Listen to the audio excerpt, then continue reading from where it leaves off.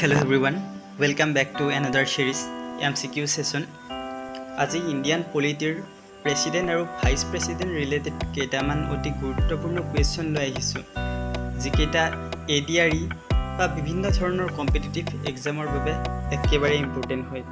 এতিয়া আমি কুৱেশ্যন 1লৈ আগবাঢ়িছোঁ। কুৱেশ্যন 1ত আমাক কোৱা হৈছে which article of the Indian Constitution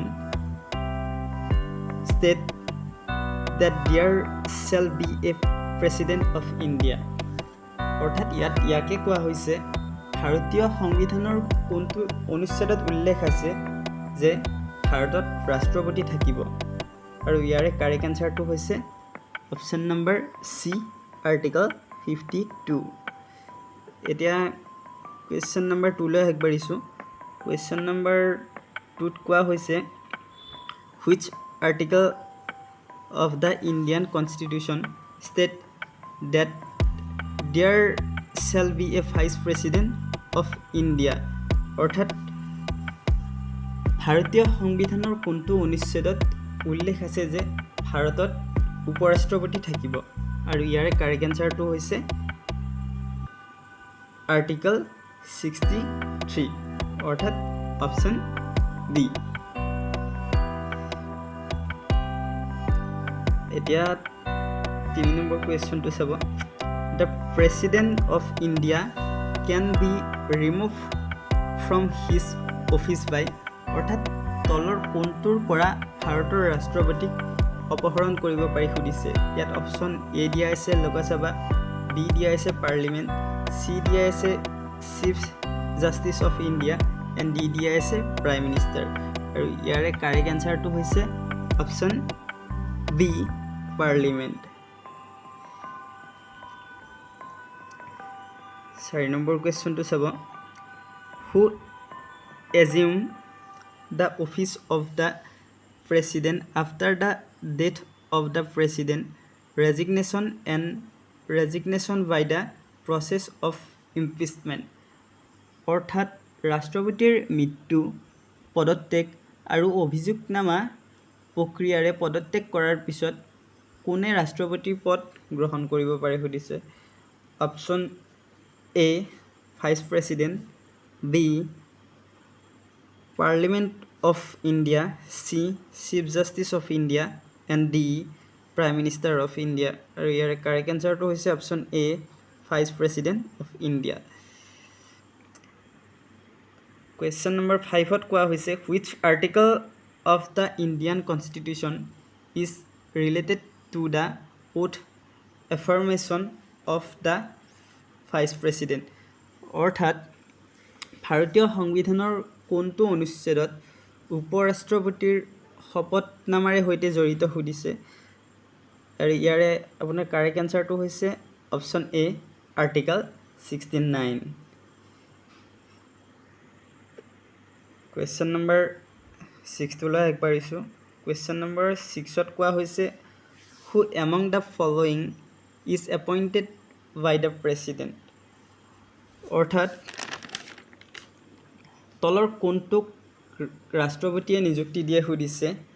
option A দিয়া আছে এটৰ্নি জেনেৰেল অফ ইণ্ডিয়া, তাৰপিছত বি দিয়া আছে governor of the state, C দিয়া আছে comptroller and auditor general, and D দিয়া আছে অল অফ দেম, আৰু ইয়াৰে গোটেইকেইটাকে ৰাষ্ট্ৰপতিয়ে নিযুক্তি দিয়ে, গতিকে সেইকাৰণে ইয়াৰ কাৰেক্ট এনচাৰটো হ'ব অল অফ দেম। এতিয়া কুৱেশ্যন নম্বৰ 7লৈ আগবাঢ়িছোঁ। কুৱেশ্যন নম্বৰ 7ত কোৱা হৈছে in the absence of the president and vice president who has the power to act as the president. অৰ্থাৎ প্ৰেছিডেণ্ট বা ভাইচ প্ৰেছিডেণ্টৰ অনুপস্থিতিত কোনে ৰাষ্ট্ৰপতি হিচাপে কাম কৰাৰ ক্ষমতা থাকে, আৰু ইয়াৰে কাৰেক্ট এনচাৰটো হৈছে option A, chief justice of India.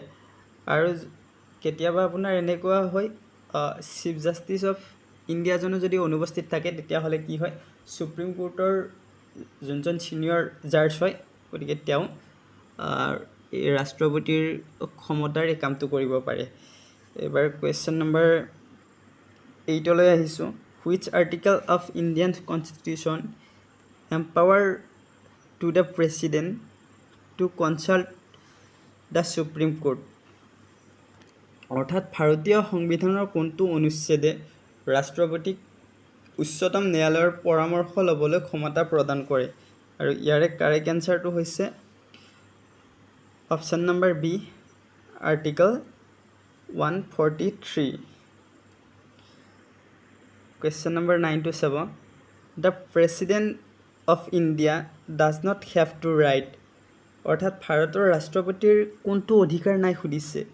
ইয়াত অপশ্যন এ দিয়া আছে গিভ পাৰ্ডন, বি দিয়া আছে ডিক্লেয়াৰ্ড ইমাৰ্জেঞ্চি, চি দিয়া আছে পাছ অৰ্ডিনেঞ্চ, ডি দিয়া আছে ৰিমুভ এ জাজ অফ সুপ্ৰিম কোৰ্ট। আৰু ইয়াৰে কাৰেক্ট এনচাৰটো হৈছে অপশ্যন নম্বৰ ডি, ৰিমুভ এ জাজ অফ সুপ্ৰিম কোৰ্ট। আৰু এই সুপ্ৰিম কোৰ্টৰ জাজক কেৱল পাৰ্লিমেণ্টেহে ৰিমুভ কৰিব পাৰি দেই। এতিয়া একেবাৰে শেষৰ কুৱেশ্যনটোলৈ আগবাঢ়িছোঁ। Who was the first women president of India. অৰ্থাৎ ভাৰতৰ প্ৰথমজন মহিলা ৰাষ্ট্ৰপতি কোন সুধিছে। ইয়াত অপশ্যন এ দিয়া আছে দ্ৰৌপদী মুৰ্মু। আৰু গতিকে দ্ৰৌপদী মুৰ্মুটো নহয়, দ্ৰৌপদী মুৰ্মু হৈছে আপোনাৰ দ্বিতীয়জন ভাৰতৰ মহিলা ৰাষ্ট্ৰপতি। গতিকে প্ৰথমজন কোন হ'ল? অপশ্যন নম্বৰ ডি, প্ৰতিভা দেৱী সিং পাটিল। গতিকে আজিলৈকে ইমানেই। Thanks for ৱাটচ্ড।